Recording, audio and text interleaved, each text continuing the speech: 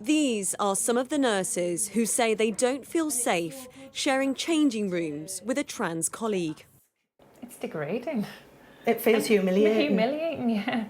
Yeah, it's an open changing room. There aren't anywhere, there's nowhere to hide in there. We all have to get changed out in the open, so we're vulnerable. One of the nurses, who wishes to be anonymous, has experienced sexual abuse and has PTSD.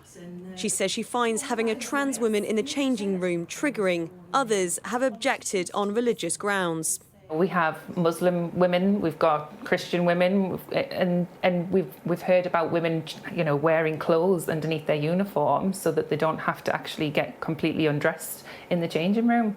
And to wear a vest and leggings under your uniform in the heat at the minute, it's just absolutely unacceptable. Yeah. 26 nurses wrote a letter to their trust. A meeting then happened with their ward manager and HR.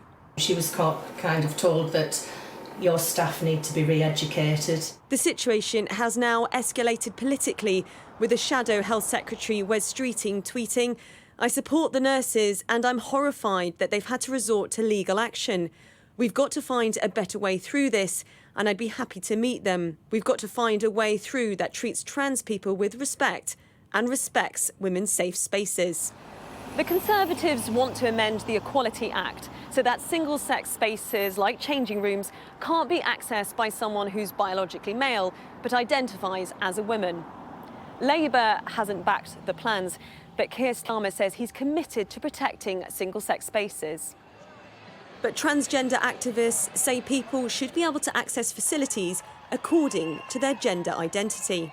There's a path forward through those conversations to acceptance, because ultimately including transgender people isn't hurting anyone.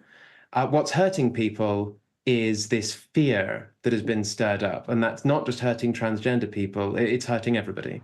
County Durham and Darlington NHS Foundation Trust say they are investigating the nurses' allegations but can't comment further because of the legal action. Women's rights and trans rights have been a heated topic throughout this election campaign, with no resolution in sight. Alice Porter, Sky News.